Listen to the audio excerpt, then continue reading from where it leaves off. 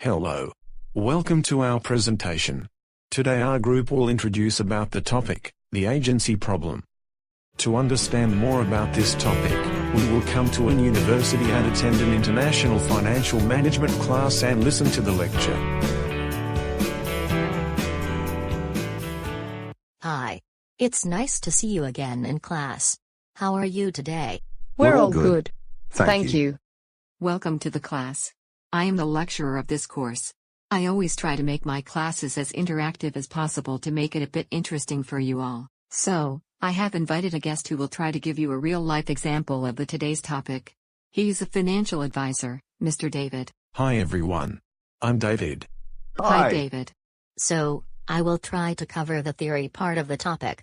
David will help you to understand the theory by giving you a real-life example. So, let's start the class with the topic, agency problem. The agency problem means that there is a conflict among some groups in a company. For instance, the shareholders in a company agree to establish a board of directors. Then they will form a group of managers to be responsible for the business decisions. However, those decisions sometimes are just beneficial to the managers, and they do not serve for the shareholders' long-term benefits. And now, Mr. David will come here to talk about a real case for you. Good afternoon guys. I would like to thank your class teacher for inviting me here today to talk about a very prominent investment bank. That is Lehman Brothers. Lehman Brothers was funded by Henry Lehman, who is born in Germany, and immigrated to the United States in 1847. It provided investment banking, trading, investment management, private banking, research, brokerage, private equity and associated services. On September 15, 2008, Lehman Brothers Holdings Incorporated announced its bankruptcy. Lehman's bankruptcy filing was the largest in history, as its assets far surpassed those of previous bankrupt giants such as WorldCom and Enron. When it shut down, it had $639 billion in assets, and $619 billion in debt. At the time of its collapse, Lehman Brothers was the country's fourth largest investment bank, with around 25,000 employees worldwide. There are some causes behind its failure. One is the risk management. Second is its corporate governance. However, today we will just focus on the corporate governance, which is the main reason for the agency problem in Lehman Brothers. Corporate governance is the framework that defines the relationship between shareholders, management, the board of directors, and other stakeholders, to help influence how a company operates. Corporate governance failure is due to ineffective oversight by the board of directors. Critics have alleged that the board of Lehman Brothers did not sufficiently monitor the decisions of senior management, or understand the risks that the company was exposed to, as a result of those decisions. To understand more about the structure of the board of directors, we are going into the details. It had 10 directors. 8 of them met the independence standards of the New York Stock Exchange. Each director was also being in 3 other banks' boards. Furthermore, some also had to take care of their own businesses. They had many responsibilities for other works. As a result, they couldn't carefully monitor the Lehman Brothers' performance. For example, the Finance and Risk Committee met only 2 times a year, and the Compensation Committee met 8 times, while the Audit Committee just met 7. On the other hand, their average age was 68 years old, while the average age in other corporations was just 61 years old. However, 4 members were over 75 years old. But there was just 10% of them, or in other words, just 1 person, have financial-related knowledge.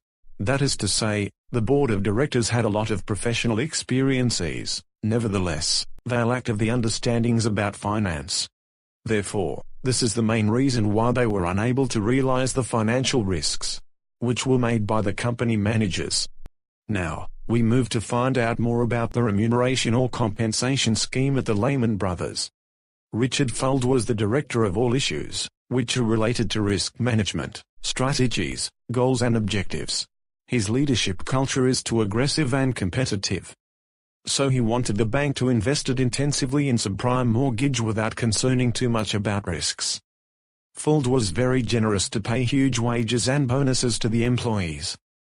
However, he was not so generous to those who did not agree with him, and he will fire anyone who was perceived as a threat to him.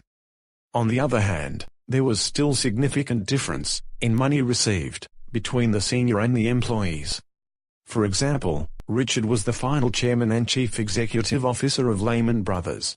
In 2007, he received a total of $22 million, which included a base salary of $550,000, a cash bonus of $4.25 million, stock grants of $16 million.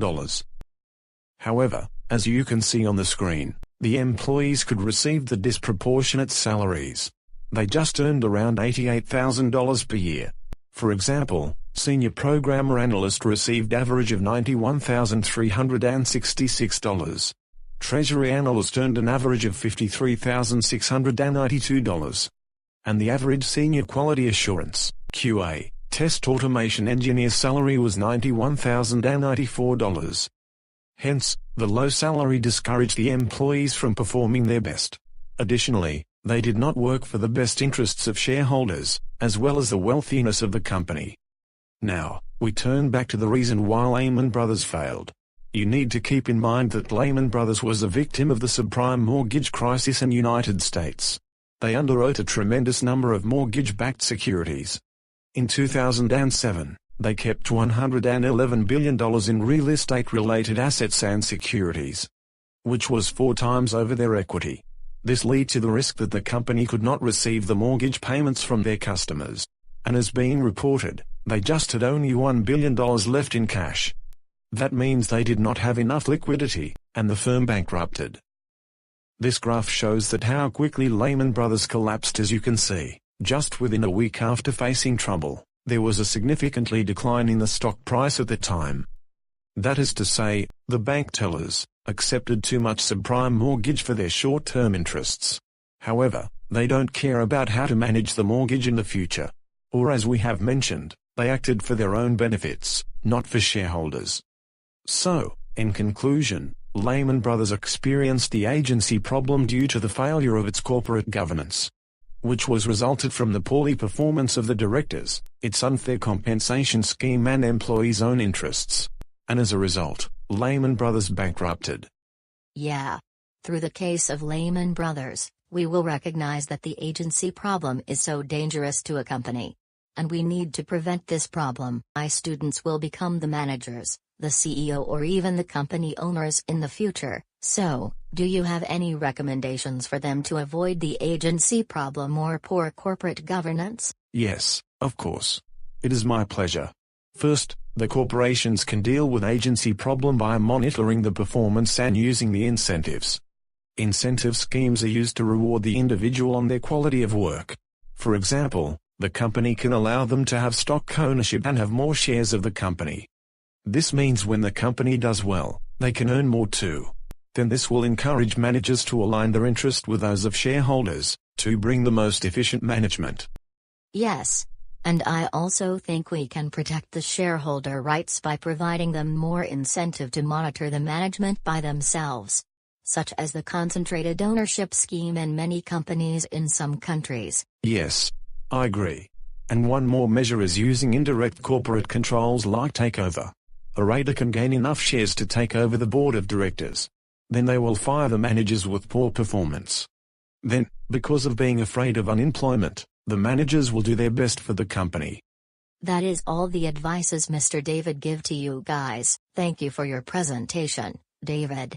It is my pleasure that you spend your time on helping my students to understand more about the agency problem in the real-life case, and hope you all like the lecture and found it interesting. If you have any question regarding this topic, you can ask me after class, or come to my consultation hours, or email directly to me as well. Thank you all and see you in next class. Then, that is the end of our presentation. Thank you for listening to us. Hope you be able to gain more understandings after watching this video. These are some references which are the sources for my group to find the academic research about this topic.